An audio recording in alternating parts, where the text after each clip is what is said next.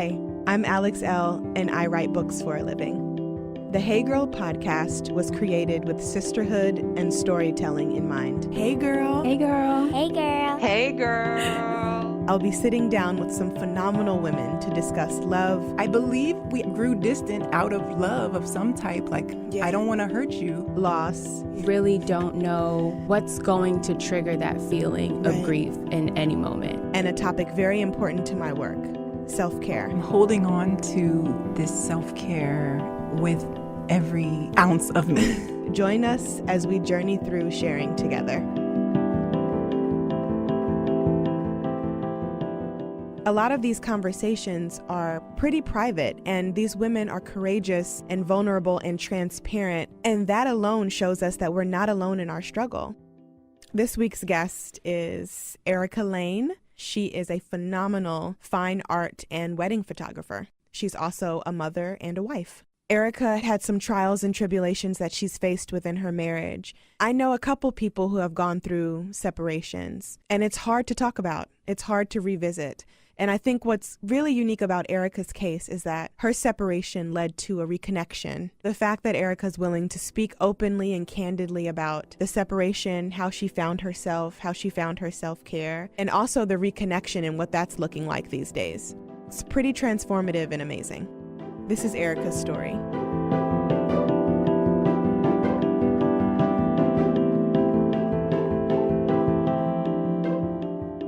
So I am here with one of my good friends, Erika. Hey, girl. Hey, girl. It's nice to see you. Nice to see you, too. It's good to have you in the studio.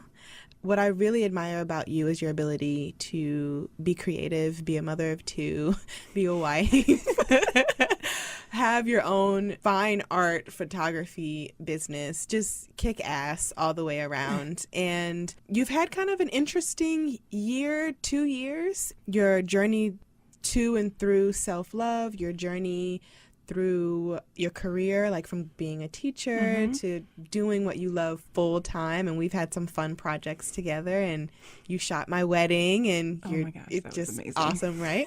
Thank you. It wouldn't have been Thank you for letting the me. Photos, girl. Everyone is like still talking about the photos. And also I wanted to get a little personal and talk about your marriage and how you've navigated that with having 2 children, going through a separation, circling back and working things out, and like how you and your husband are coming together and navigating things differently this time around. So I know about you already, but tell us a little bit about you and your background as far as your career goes. Let's start there, and then we'll work through the other stuff. I always knew that I wanted to be an artist from a little girl. So like I was in art camps, found out there was art college, went to art college. I didn't exactly know what type, but the opportunity opened up for me to teach. And so for 7 years, I was a high school art teacher, graphic design, photography, darkroom, and digital. Awesome. And it was amazing. And that opportunity was right for me at that time. But I did begin to feel the itch. I still wanted to be doing the craft myself. And I wasn't finding the time to do it myself, teaching full time. So it just so happens that the sign up for my particular classes, they were opening up some more performing arts classes, which took students away from visual arts. Okay. And I went from 5 classes to 4 classes one year. And they asked me, they were like, oh, we can make you full time. Yeah. And I said, no, thank you. Yeah. I took the opportunity then to get my website together or just meet people, tell them you kind of have to own being something. So like, okay, I'm a photographer now and a teacher at the time. How was that, like being like, I am this? It feels weird when you first say it because you don't think that you're that yet. Like you don't have like the right to be like, I'm this. Exactly. I because felt I'm that. not a professional yet. Yeah, I've totally felt that. It was weird, like even after my first 2 books, it was weird for me to be like, I'm an author and not just a writer, you know? Like, no, girl, like you're an author. You are published. you publish books. Exactly. But I feel that it's weird. Like, you don't want to come across as anything, but you're not coming across as anything because Yeah. everybody else is naming themselves. Exactly. You know? So I love how you said that. And they're doing much less than you. Yeah, that too. Or they've done much less. And that so confidence, like that confidence. Yeah. Okay, well, like I did this job, I made money off of it, so I am a photographer now. Yeah. But that whole process, of course, took a while. Like, Yeah. shot a couple jobs for free, shot my first wedding for like $300. It was Wow. ridiculous. Wow. But How many weddings do you have under your belt now? oh my gosh, all together. Can you count? Can you give like an estimate? So I've been doing this professionally for 4 years now, and I would say ballpark 100. Ballpark? Yeah. I don't like to overload myself. Yeah. So that might seem low to some people. It might seem high. I think that it's great that you honor what you feel like you can do. It's just me. Yeah, and it's just you too. So okay, so I'm gonna let you finish yeah. talking about the trend, but it's just you too, which is so awesome that it's literally just you, and you get these beautiful images, and you're like, how was she here and there, Oh my God. and there and there at the same Well, time? truthfully, it's not just me. So now, sometimes you have a back but- shooter, right? Exactly. Exactly. So that always takes a little bit of the pressure off me. But Yeah. I do like smaller engagements as well. So those are still just me, and I have time, and I can do what I need to do and Yeah. let loose. Yeah. Jump up and down when I get the shot. Oh my gosh, we've had those moments. Yeah. So I transitioned from teaching the next year. I went down to 3 classes, and that's almost like you hardly get benefits Oh wow. as a teacher. So is that considered part-time or like? It's part-time, but I still got maybe a certain percentage of benefits. Okay. I saw those as signs, the sign up as signs to like push me into doing what I really feel that I need to be doing. Yeah. And also financially, it made sense in my mind on that 3rd year because as a part-time teacher, you don't get paid much at all. As a full-time teacher, you don't get paid too much. So Right. when I was able to match my side hustle salary, my photography salary with what I was making as a part-time teacher, I was like, okay, I'm done. It's now or never. Like, there's never going to be a right exact moment. Right. And it's scary, and there's dry seasons, and Fly or fail. Yeah. That's how it is. My mother's actually an amazing part of this story because we had paid her to watch both my children until they went to kindergarten. But the second child, she saved that money and still has it. So it was a pretty good amount. I wasn't paying her what I would be paying an actual daycare, Right. but she was actually better to me than an actual Of course, daycare. mamas are always best. Definitely. But she offered that pot of money as like a cushion if we needed it because she believed Wow. so strongly in me following my heart and doing what it is I wanted to do. She had a government job for 25 years that she hated. She sat in a cubicle and Yeah. I mean, she did what she had to do, but Right. so that I think pushed her to believe in me, and she'd always been supportive all of my life of the arts and what could be done with it. I think she was maybe scared out of her mind, like I'd be a starving artist someday. Right. I think that my mom felt that same way. I think that she doesn't feel that way anymore. But in the beginning, like I feel like when you're an entrepreneur in the beginning, everyone is like, you need benefits, you need a constant, this or a constant that, and like, don't overexert yourself or you can't eat off what you're doing, basically. Exactly. And I think my mom finally got to the point that I was going to do it Regardless. So either you're going to be like supportive of me and really be supportive of me or you're not.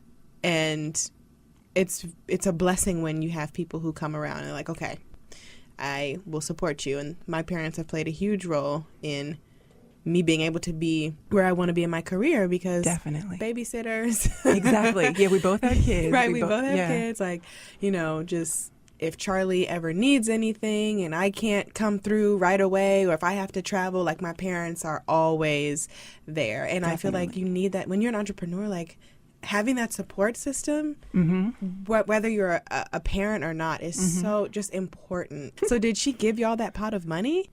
Or no, it's probably still in the account. She stacking? holds on to her chips. She's resourceful too. So when you decided, okay, enough is enough, like I can do this.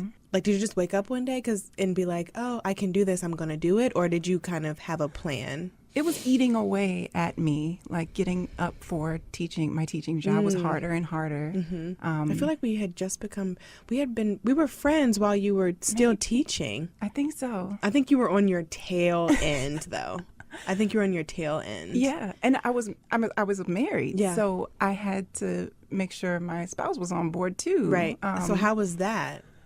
That I know he was hesitant, probably for the same reasons anybody would be hesitant. Right. You know, we were able to do things with the house that we had wanted. We were able to go out to eat. We were Right. able to do all these things that we were used to. And it's not like we were living in the lap of luxury, Right. but You were just, comfortable. yeah. Yeah. And Entrepreneurship isn't always comfortable. no, I understand his hesitation. I think that's when I had gone to my mom and told her, look, you know, Carlos is not so comfortable. I think I understand, but this is really inside of me to do this. Yeah. I believe that's when she said, well, would it make him feel comfortable if, you know, you guys had access to this pot if you needed it? Wow. I never wanted to touch the pot if I didn't have to. Like, Right. I wanted in my mind for that money not to exist at all. Right, And right. honestly, I don't even know how much it was. Right. Maybe a few thousand, maybe a couple. I don't know. Right. But Even still, you In my wanted it to be mind, I like wanted invisible to- money. Like, exactly. no, I'm not touching it. Exactly. Yeah. And fortunately, we didn't have to.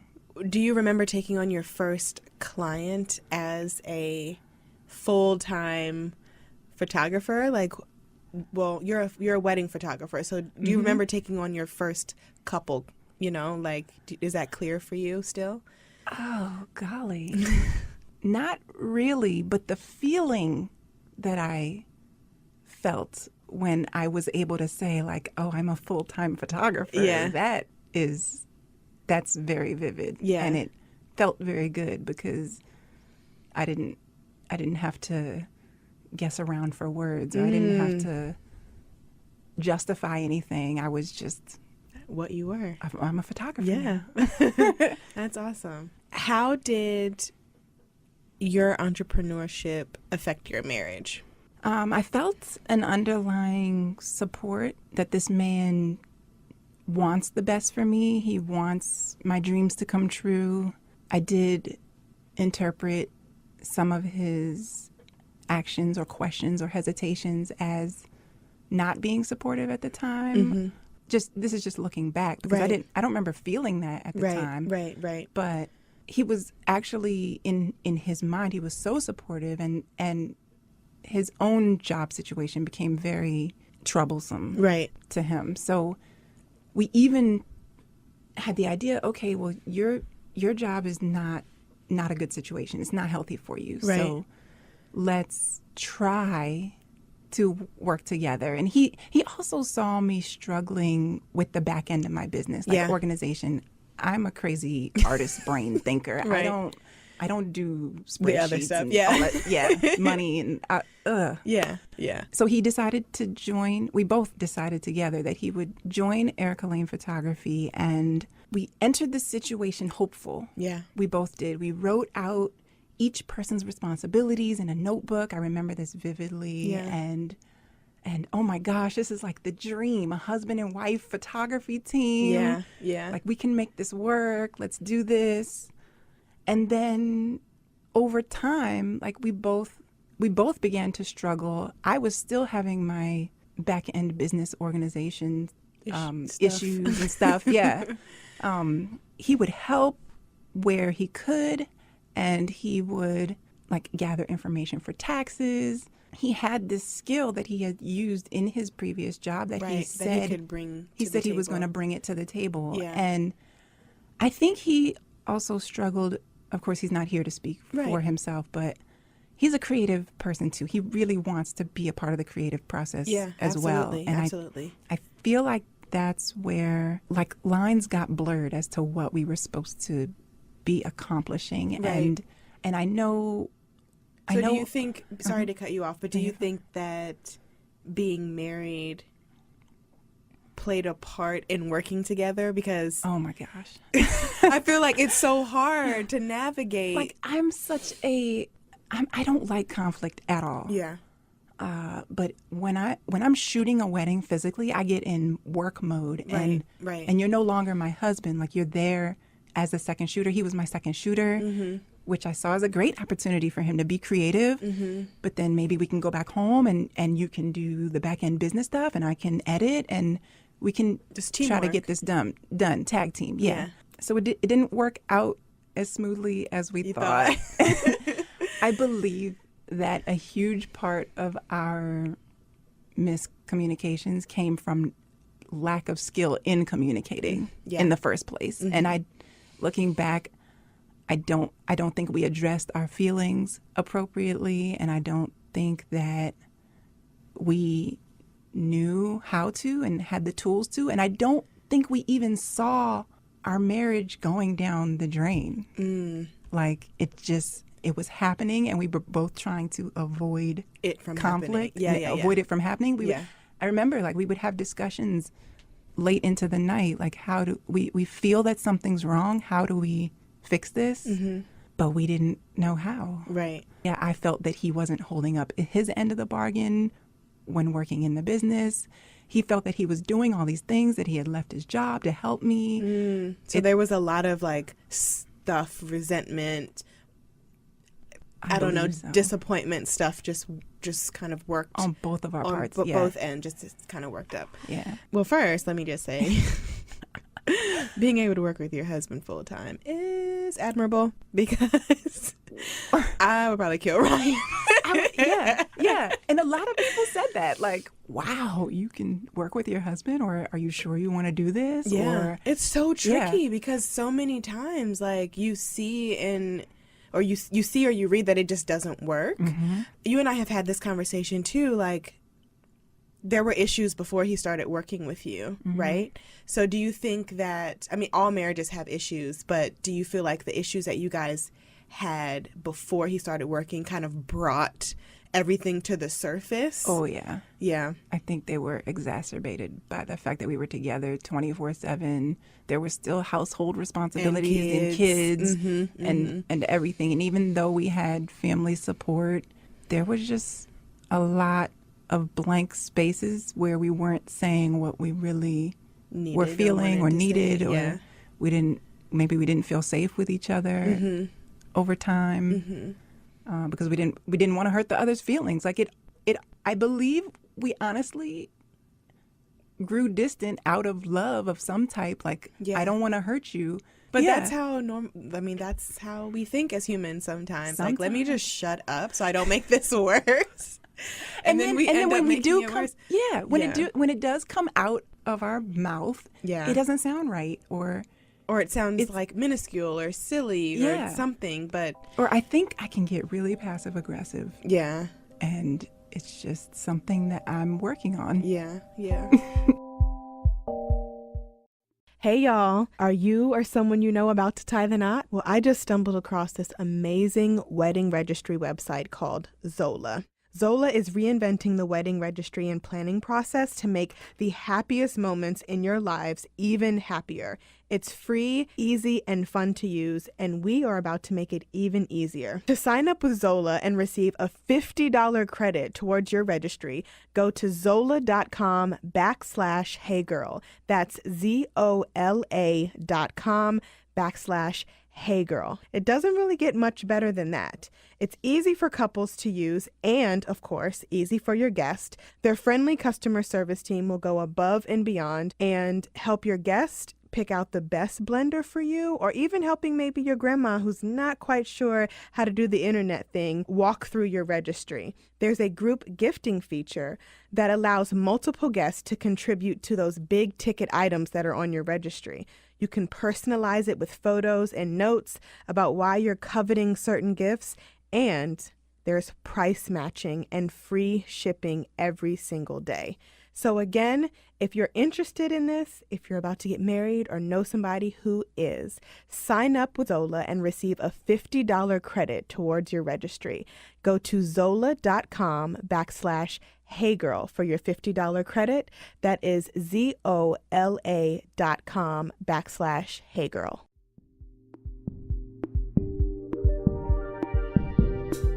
So there was a point in time where things got really bad for you and your husband, and you guys separated. I want to talk about that and how you were able to hold it together still as a businesswoman, as a mom of two, and for that period, a single mom. He was a single dad at that time. You were a single mom, like not having your spouse in the same house, helping you do the mundane things like getting a baby ready or taking out the trash or getting one kid off to school. And you know what I mean? So I want to talk about that. And then I want to talk about like your journey, like through self-love during that time of not being together. How did you navigate the separation initially as a business owner, as a mother? The separation was devastating. Like, I remember, like, some mornings I would drop the kids off at school and then go to my dad's house and, like, crawl in the bed. Wow. Because I couldn't make my body do what I knew that it needed to do. It needed to go home and work on the business. Right. But it took me about a month, I believe, to get operational. And I mean, time is relative. Each person needs their own amount of time.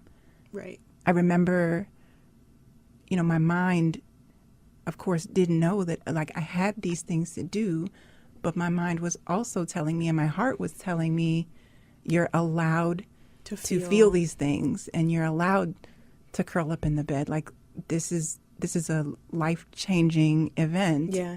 And I remember also just needing to talk to somebody or needing company or just not feeling like you were alone. Alone, yeah. When I had my miscarriage last year, snapping out of it was tricky. It was so tricky.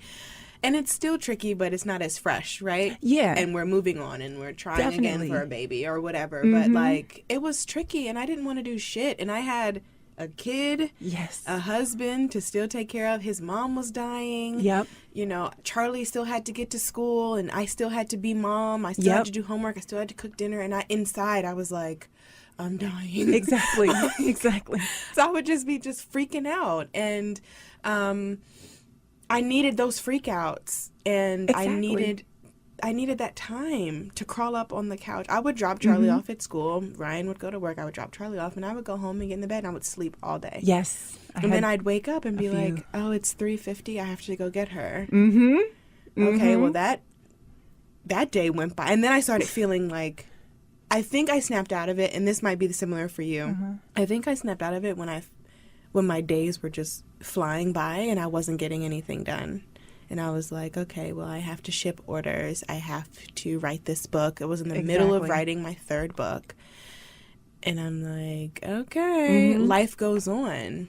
I remember a lot of my clients were so understanding. That's beautiful. I wouldn't tell them like the whole story, of course, but I remember reaching out to some of them and saying, and it took a lot of me to do this because I don't ask for help a lot. I still hold myself accountable for what I'm not doing. But I did realize, look, I'm not going to be able to give you this at this time. You know, there's grave life changes going on. I appreciate your patience so much. And I mean, I'm still feeling the residual effects of not having worked that month. Still. Just put you behind. Exactly. How did you feel about, I'm really glad you mentioned that you reached out to your clients or customers and said, hey, look, like, I'm a human. I am a human. I'm going through it. Yes. How hard was that for you? And were you scared of rejection? Were you like, they're gonna want their money back, or that they're gonna be mad, or whatever? Like, how did you move through that? One of the thoughts I remember having, and I shared a little bit on Instagram, my thoughts of like, who would want a wedding photographer whose marriage was failing? Wow, that's Like, deep. Yeah. Like I was proud of the fact that I was married and I could be sensitive to these little moments of like of a person's hand on a back, or on the small of a back, or a grandmother holding a grandchild at a wedding. Like, I can notice those things and I feel those things. And I thought that me and my failing marriage would be at a deficiency, but I came to learn that I became even more sensitive to those little moments because I missed them. Wow. Yeah. And they were even more blaring. Yeah. I do remember the first wedding that I shot after my separation, and I was a wreck. I was a wreck. Like, they knew generally what was going on in my life, and they were completely understanding and trusting of me. Yeah. Yeah. My second shooter was actually going through something similar, so she and I connected on that level. That's good to have that support. Oh, That's my a lot goodness. of feels. Oh my God. Watching someone else do their vows and you're like wondering if you still believe in marriage or not. It was confusing. Yeah. A very confusing time. Yeah. I still believe in vows, by the way. Good. That's really honest, and I appreciate that, because I feel like when people think of entrepreneurship, they simply think of like the fruits and not the labor, Yeah, and like definitely. not the changes and the shifts that we go through, and not like that we are people. We have this business, but we're still people, and we're still going through life with you. On that note, I want to talk about how the separation made you feel complete. Like, when you had those moments to yourself. You and I have talked about this too. Like, just getting into the swing of being by yourself, and then you're working things out with your partner, and then like trying to still get into the swing of things by yourself, but with someone else. If that makes sense. So how did you navigate that? Like, finding yourself, like being down, finding love in yourself, in your alone time, deciding to reconcile with your partner, and then still keeping the finding self and finding love aspect in the mix. Yeah. I mean, it's definitely an ongoing process. Anybody who has gone through any type of self-love, anything, Right. There's no destination. Ever evolving. I remember major shifts, and most of this work happened in my journaling by myself when I was forced. Journaling, self-care, Yes. snap. I never really. I picked up a journal here and there, like when my child was born. Yeah. But I always put it down and like never Go back revisited to it. Yeah. So I stuck with the journal this time because it was just me and it. I praised Carlos up and down for wanting 50% custody of the kids the whole time. He never wavered on that. And that 50% custody allowed me 50% of like my own time. Mommy oh my time. gosh. At first you're like, oh, but I can't control how much veggies they eat or Or what they're doing, what they're watching, doing. what they're Oh my listening gosh, to. what are they? Yeah. But I mean, I knew they would be fine. Like, this is the man that had been a part of their lives this whole Forever. time. Right. And How was that, like, relinquishing that control? Because I've never had that. Like, it's always been me and Charlie. And her dad gets her when he can, every other weekend. She loves him. He loves her. He's a good father to her. But just timing wise, like, it's always been Charlie lives with me and she goes to visit him. So I've never had like 50%, like a week on, a week off. Like some of my girlfriends who are not with their child's father has that. So how was that for you too? I know you'll probably mix in the self-love thing, but I wanted to make sure I asked that question. Like, you getting all this self-care time, like without the kids, finding yourself through the heartbreak. And what did you do with that time? I didn't know what to do with it at first.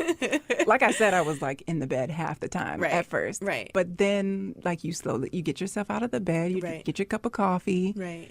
Sit down at the computer, whatever you have to do. Without mommy. Exactly. Can I have some milk? Can I have some juice? Yes. Oh my gosh. So I worked until like 3 a.m. sometimes. Or I remember just having to get up and make myself something to eat. Like I didn't have to really think about that before. I mean, there were times, yes, I had to feed myself because I was home alone. But like putting yourself first in that aspect. Yeah. And it's only for me. Like it's always been me and the kids, or me and the kids and Carlos. Like not just for you. For me. Yeah. Like I need nourishment. And I want to eat what I want to eat. And I don't want to share. Yeah. Like that's kind of I don't have to share. What? When I have my self-care days, and I work from home 99% of the time, so I try to pencil myself in, and I will make something just for me. Won't save any for Ryan. # selfish. Not sorry. Won't save anything for Charlie. And I'll just make a plate for me. Yeah. And enjoy it. Because I get like you in my work mode, and it'll be 3 o'clock and I'm like, oh my gosh. I'm starving. I haven't eaten. And like having just that time and not feeling guilty about it was something I had to learn too. Like I'm allowed to make me something and not make my husband something right now. Like they'll get dinner, you know, but right now, like I don't have to make a plethora of food. They're not here. Exactly. So just learning that. So I'm glad that you said that, because that's difficult. Self-care is not easy. No, I'm super humble normally, and almost to the point of like, am I worth this or that in a way? Yeah. Yeah. And so you do have to have a self-confidence and a self-awareness that you're going to move through life and you're worth this and that and this and that's okay. And that's okay. Yeah. So when you decided to reconcile with your husband, you guys are in that process now. So how are you navigating self-love and self-care while trying to nurture something that had once been broken? I'm holding on to this self-care and self-awareness and confidence that I gained through the separation with every ounce of me. Yeah. I'm so deathly afraid of losing it. Wow. Not anybody else's fault, really. Right. But down to like if I sense that someone's talking to me in a way that makes me feel devalued or that I'm not being heard, then I'm sensitive to that now. Yeah. Or I've had to tell myself over and over again that, you know, my feelings are valid. Yeah. And I need to say, it's my responsibility to say something about it. Right. Or else nobody's going to know anything. Right. And it's just going to get swept under the rug. I'm deathly afraid of things being swept under the rug now because I tried to be careful. I tried to walk on eggshells, and what I didn't want to happen happened anyway. Right. Like I was in it. I was in marriage till death do us part. And that's one mindset that's kind of changed in me. I admire your honesty. Like I admire this journey. I've watched you on this journey and listened to you on this journey, and you're not the only one on this journey. And I think it's beautiful that you're willing to share, because so many women are going to hear this and be like, oh my God, that's me. And just to give people hope, you know what I mean? Like that no matter what you do, whether you're running a business, whether your marriage falls apart, whether you get back together, whether you find yourself or not, or whatever the case, stories like this need to be told, because everyone thinks they're alone until they hear someone else's story. Definitely. You know? Definitely. So I just want to thank you for being here. Thank you for having me. I'm so proud of you. And it's been lovely having you. Please tell people where they can find you and your beautiful photography, and where they can hire you too, because yes, spend the cash. Support small businesses. Support Black women in business. Yes. I can be found on Instagram. That's where I spend a lot of my time, a lot of my free time, marketing there and showing you my work and a little bit of my life too. My personal account is mixed in with my business account, and it's at Erika Layne Photo. So that's ErikaLayne PHOTO. Okay. And your website's the same, right? Erika Layne. No, it's erikalayne.com. Okay. Yep. Cool. Well, that's in the link in the Instagram bio. Exactly. So make sure you guys head over and check out her work. And thank you again for coming. Thank you, Alex.